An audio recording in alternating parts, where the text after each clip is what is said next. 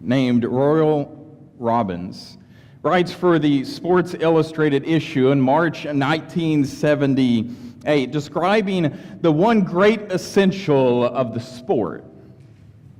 It is not physical strength or having the safest and best equipment or even proper training, but the ability to see things as they really are. Robbins writes, if we are keenly alert and aware of the rock and what we are doing on it, we are honest with ourselves and our capabilities and our weaknesses. If we avoid committing ourselves beyond what we know is safe, then we will climb safe. For climbing is an exercise in reality. He who sees it clearly is on safe ground, regardless of his experience or skill. He who sees reality as he would like it to be may have his illusions rudely stripped from his eyes when the ground comes up fast. I believe that biblical faith is an exercise in reality, truly seeing. And I think that we see that in our passage that we're looking at this morning. We'll be in Luke chapter 7, starting with verse 1. It says, after he had finished all his sayings in the hearing of all the people, he entered Capernaum. Now a centurion had a servant who was sick and at the point of death, who was highly valued by him. A couple of weeks ago, we looked at how the ordinary can become extraordinary if we bring people to a loving Jesus. And we look at the very start of the sermon, it's still an ordinary time. It's an ordinary day. It's an ordinary centurion. It was plenty of them throughout the Roman Empire. It was an ordinary sickness or even death. I mean, that was no surprise in that time. People only lived until about what we would say middle age. They didn't live very long. It's an ordinary day, an ordinary Roman centurion, and an ordinary sickness and death. But the centurion, it goes on, when the centurion heard about Jesus, he sent to him elders of the Jews, asking him to come and heal his servant. And when they came to Jesus, they pleaded with him earnestly, saying, he is worthy to have you do this for him. For he loves our nation, and he is the one who built us our synagogue. I mean, the first question we need to ask ourselves is, why did the centurion send the elders of the Jews? Was he trying to manipulate Jesus? He is a Roman soldier, so it would be better to send high-ranking Jews to Jesus because maybe they will listen to him? I think we'll answer that question in a little bit. It's an interesting question, though. Why would he send the elders? But we see a false reality when the elders come to Jesus. They say that this man deserves for you to come. He deserves you to heal his servant. He didn't deserve anything. It's a false reality. It's the same with us. We don't deserve anything. And why did they think the man deserved it? Well, because he loved the Jewish nation. And he had built him a synagogue.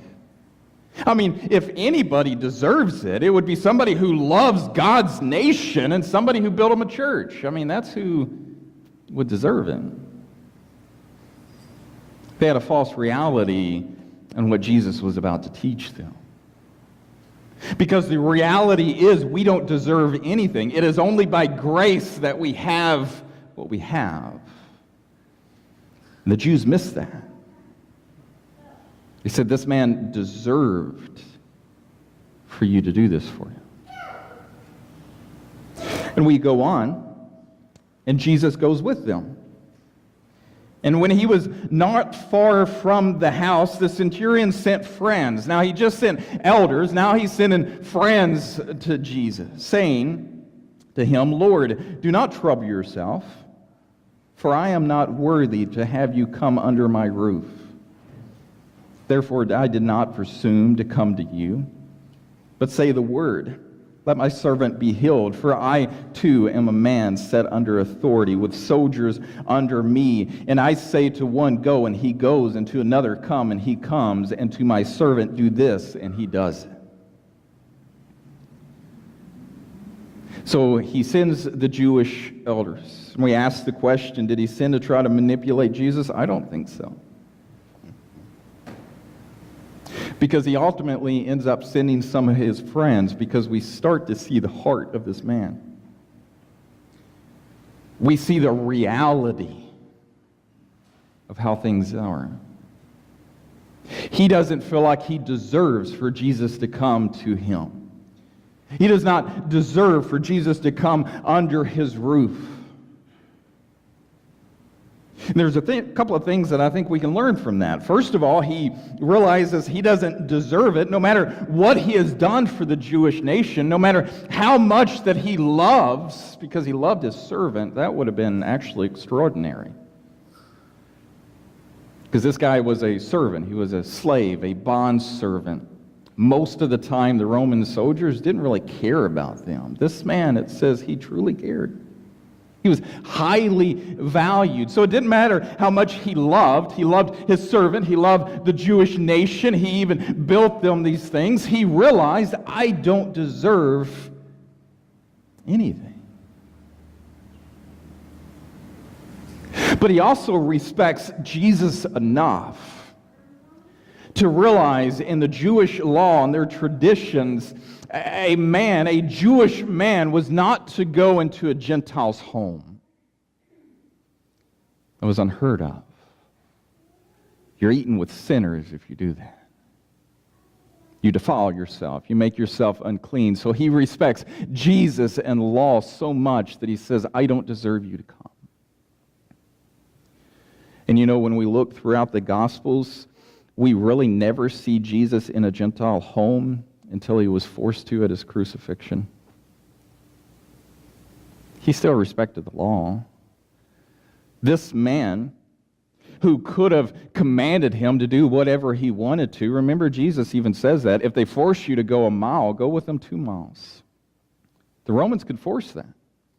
Force you to carry their things. Force you to do whatever they wanted you to do. I mean, you are occupied and under the control of Rome. He could have said, Jesus, you are coming. But he respected Jesus and the traditions and the law so much, realized he was undeserving, that he didn't want to put Jesus in that position. So what does he say? He says, look, I am a man that's under authority, and I have people who are under me. I tell this one, go, and he goes. This one, come, and he comes. Servant, do this, and he does it. So just say the word. What is he truly saying in that statement? Because we pass by it sometimes fairly quickly, but I don't think we realize just how significant that statement truly is. Because what he's saying is sickness and death and disease and everything that is corrupt and wrong is under your authority. So all you have to do is say the word. Most people felt like you had to at least have somebody lay their hands on you for healing. And this man is just saying, say the word. My servant will be healed, because I know that everything is under your authority. Man, that's faith. That is beyond faith. I mean, he has so much faith that he doesn't want to disrespect Jesus. He loves Jesus enough to not compromise his faith and his belief system. He realizes that he is not worthy of anything, no matter what he has done. But he also realizes that everything is under Jesus' authority. It's something that even his apostles didn't understand at that point. So there's no wonder why it goes on and says, when Jesus heard these things, he marveled at him. And turning to the crowd that followed him, he said, I tell you, not even in Israel have I found such faith. And when those who had been sent returned to the house, they found the servant well. I find it interesting that there's only 2 times in all of the Gospels that it says that Jesus marveled. Only 2 times in all of the Gospels that it say that Jesus was amazed.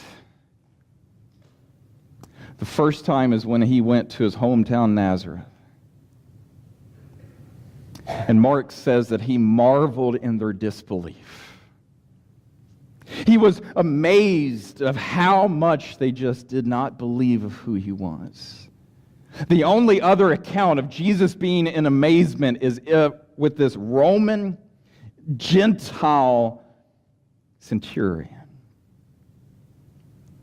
Remember, put yourself in the place here of hearing Jesus say that he marveled at this man. What was the Jews hoping for? They were hoping for Messiah to come in and destroy the Roman government so that they would be the superpower once again. They hated the Romans. They hated all of their soldiers. They hated them. And Jesus is marveling at one of their faith. I think that is why Matthew goes on and he adds a little bit to Jesus' statement. In Matthew chapter 8, verse 10, it says, Truly I tell you, with no one in Israel have I found such faith. I tell you, many will come from the east and the west and recline at the table with Abraham, Isaac, and Jacob in the kingdom of heaven, while the sons of the kingdom will be thrown into the utter darkness. In that place there will be weeping and gnashing of teeth. Biblical faith is an exercise in reality. This Gentile Roman soldier saw reality of the way that it is, that he did not deserve it.